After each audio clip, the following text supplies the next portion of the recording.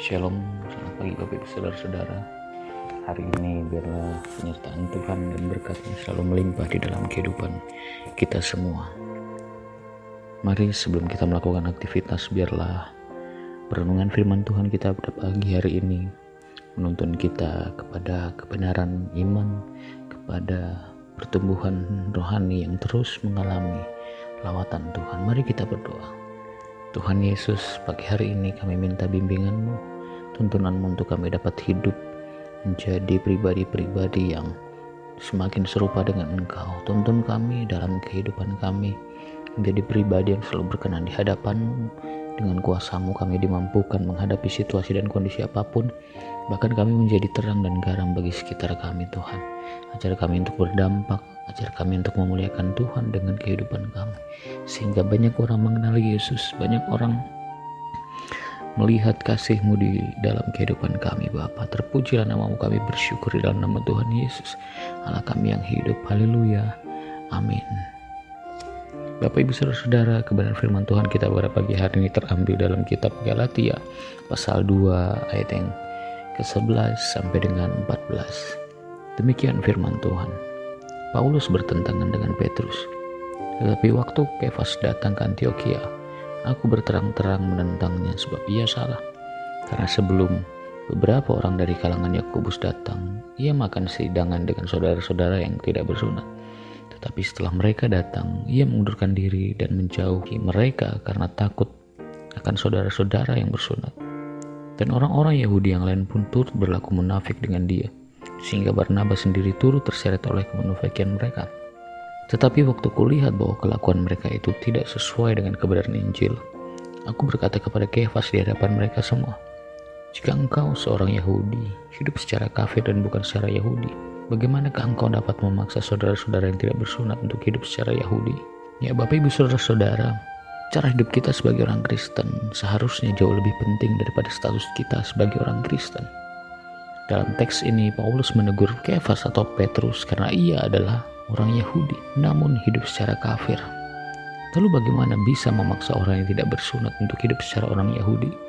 Dengan kata lain, banyak orang Kristen hidup secara kafir namun mencoba menarik orang kafir menjadi Kristen.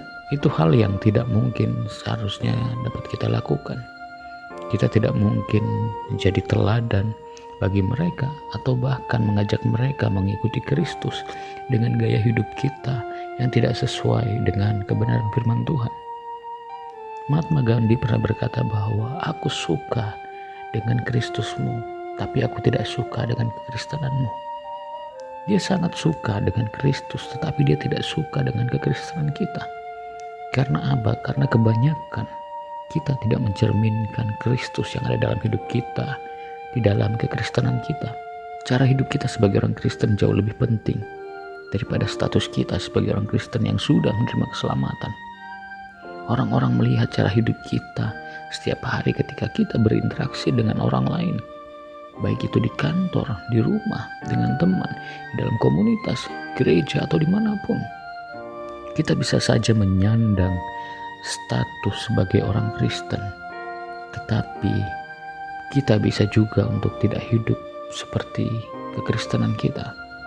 Kita harus menunjukkan diri kita di antara orang-orang yang tidak mengenal Tuhan sebagai hamba Allah yang benar dan saleh. Masih banyak ditemui hamba Tuhan dan bahkan para pendeta yang membuat orang syok karena cara hidupnya yang salah.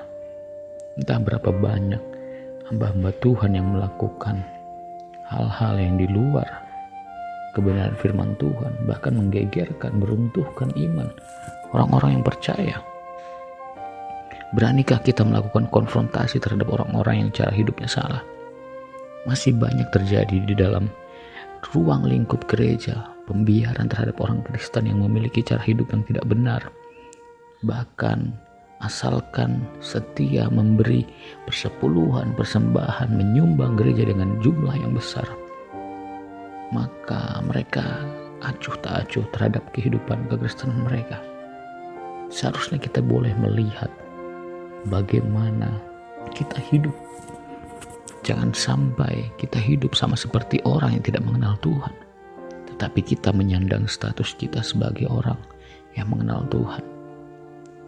Jangan mau menjadi seorang Kristen yang seperti batu, diguyur air, disiram air seberapapun banyaknya, bahkan tenggelam di dalam air sekalipun, tetapi dalaman kita tidak basah sama sekali. Ketika kita dibuka, ketika kita dilihat isinya, kita sama sekali tidak basah oleh air. Tetapi marilah hidup seperti ikan. Walaupun seumur hidupnya hidup di dalam air yang asin, dia tetap mempunyai daging yang tawar. Kita boleh saja hidup di dunia ini dengan cara-caranya, dengan pelanggaran-pelanggaran dan dosa-dosa yang salah. Tetapi janganlah kita hidup dengan gaya hidup dunia ini, sama seperti ikan yang dirinya tidak terkontaminasi oleh garam, yang tetap tawar sekalipun dia hidup, bahkan mengambil udara, air di dalam dirinya, itu tidak mempengaruhi kehidupannya. Seharusnya orang percaya atau orang Kristen mampu menggarami dunia ini, menerangi dunia ini dengan kehidupannya. Jangan jadi orang-orang yang lebih daripada orang yang tidak mengenal Tuhan, kebobrokannya. Oleh sebab itu, mari koreksilah diri kita untuk menjadi contoh dan teladan yang baik, menjadi hidup yang benar dan taat dan tepat seperti yang Yesus ajarkan, dan tidak melakukan perkara-perkara yang munafik di hadapan orang lain. Ketaatan kita seharusnya menjadi wujud nyata kasih Tuhan kepada dunia ini. Janganlah menjadi orang yang bebal, tidak mau menunjukkan atau menghidupi kekristenan, bahkan kebenaran firman Tuhan. Biarlah Roh Kudus menolong kita. Mintalah setiap hari untuk terus diperbaharui, dimurnikan hati kita terus berada dalam jalan kebenaran. Mari kita berdoa. Tuhan Yesus, kami minta kuasa-Mu, kami minta hikmat-Mu, bahkan iman yang benar yang dapat kami lakukan, untuk kami dapat berdampak, menyatakan kebesaran Tuhan, menyatakan kasih-Nya bagi dunia ini. Tolong kami untuk setia, tolong kami untuk taat, tolong kami untuk mau menjadi saksi-saksi-Mu di kantor kami, di rumah kami, di tempat pertemanan kami, di dalam komunitas kami, di dalam tongkrongan kami, di sekolah kami, di gereja atau dimanapun kami mau menjadi saksi-saksi-Mu Tuhan. Biarlah kebenaran firman Tuhan ini menolong kami, membimbing kami, dan memberikan kami arahan hidup yang benar. Sekali lagi, biarlah firman-Mu menjadi pelita bagi kaki kami ini. Tuhan Yesus tolong kami, Tuhan Yesus bimbing kami, hati kami selalu terbuka Tuhan, pikiran kami dan telinga kami mau diubahkan setiap hari. Terpujilah nama-Mu Tuhan Yesus, kami bersyukur dan kami siap untuk berdampak. Di dalam nama Tuhan Yesus kami sudah berdoa. Amin. Terima kasih. Tuhan Yesus memberkati.